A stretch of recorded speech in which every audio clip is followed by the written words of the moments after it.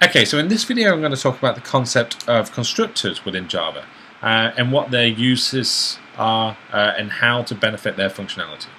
So what I have here are two classes. I have class 1 and class 2. Class 2 has nothing in it, but only one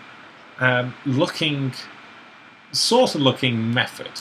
So a constructor is basically very similar to a method, but you'll see the characteristics is that the name of this method is actually the same name as the class. This is actually not a method. This is known as the constructor. So when I initiate a new instance, instantiate a new instance of class 2, it immediately runs this constructor.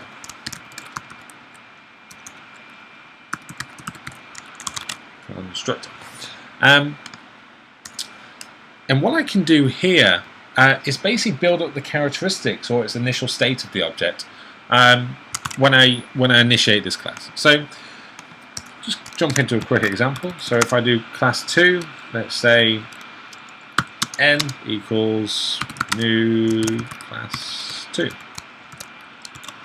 And what I've done here, I've basically just instantiated a new class.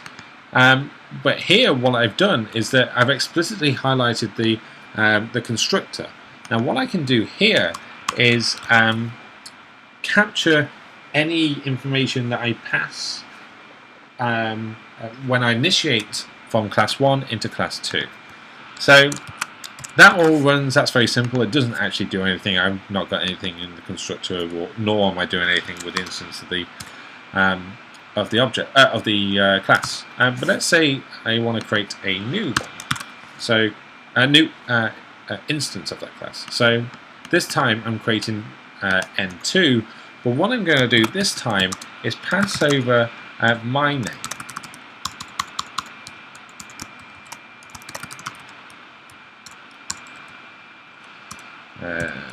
Try to spell my name.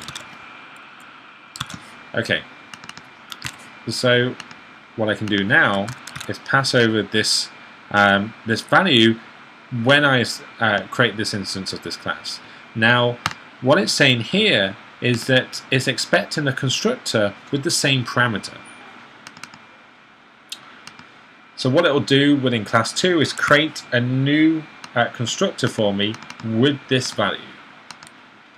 You'll see here though that it's basically said that it's also expecting a constructor with no value in. So what I can do here, I can create the constructor within class 2. And this is the benefit of the constructors, is that you can have multiple constructors with the same name as the class, but they're dependent on the type of information that you pass in, as well as the number of arguments that pass into within the parentheses. So if I pass in, let's say, int age equals 30,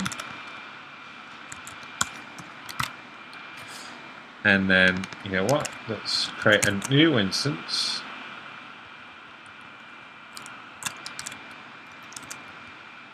And pass in age as well. This one is called number 3. And again, see here that it's expecting the constructor.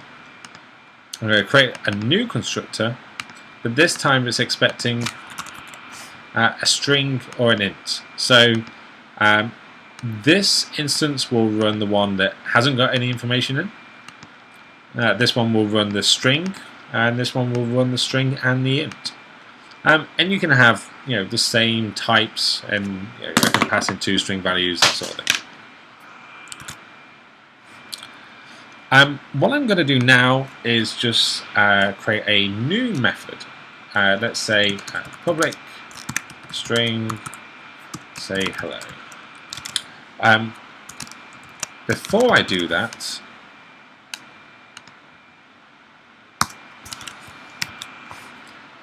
I'm just going to capture these string values that I pass in. and then this name equals name. This age equals age. And what I'm going to do here is just create a private value for age and for name. Just a quick note, I'm using the keyword this. What I can do is that if I didn't want to use the variable, the integer variable of age, I can say aged, for instance. This value is basically to accommodate the same naming convention that you'll use within this instance of the class. So because I have two different names here, I don't have to put this, but if I wish to use name within this instance of the class in future terms, then I have to put this keyword here. So that's just something to keep a note on. So you know what, this is looking very messy right now. Let me just tidy it up. So now I have 3 constructors. And what I'm going to do here is return back a string value. So I'm going to say hey name plus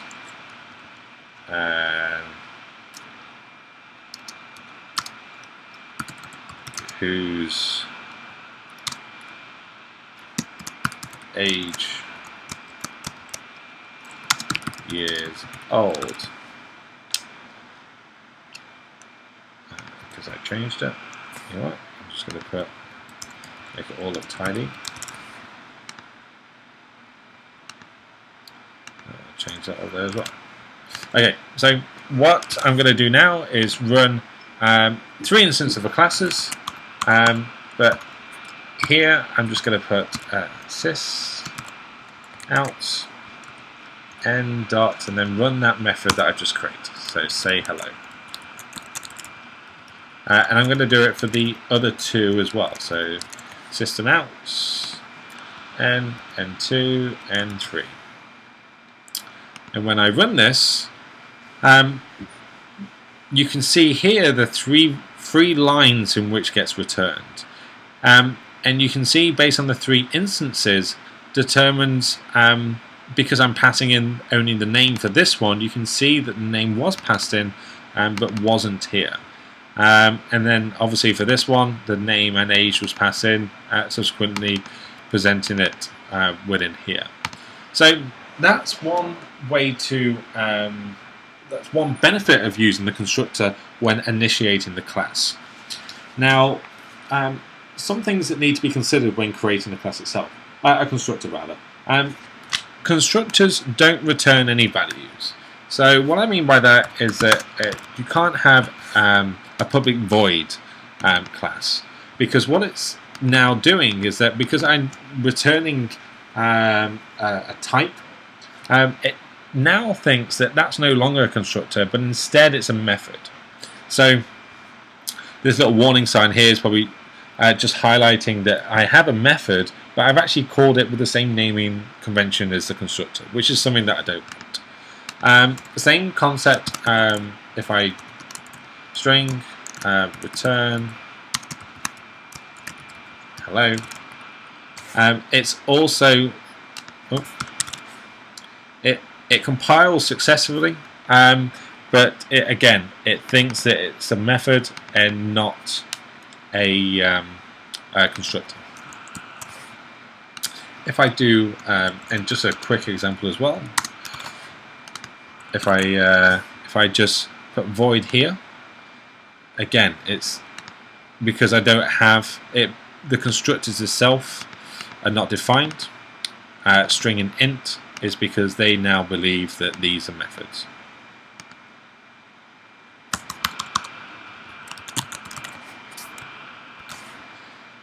Let's go with that. So that's one thing to note about constructors itself.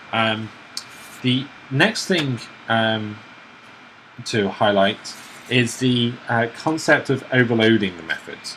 So, as I probably just quickly talked about, you can have multiple constructors. They have to have the same name, but there's the dependency or the difference between what types get passed in and the number of types that also get passed in as well. Okay, that's it. I hope that was informative. We'll see you soon.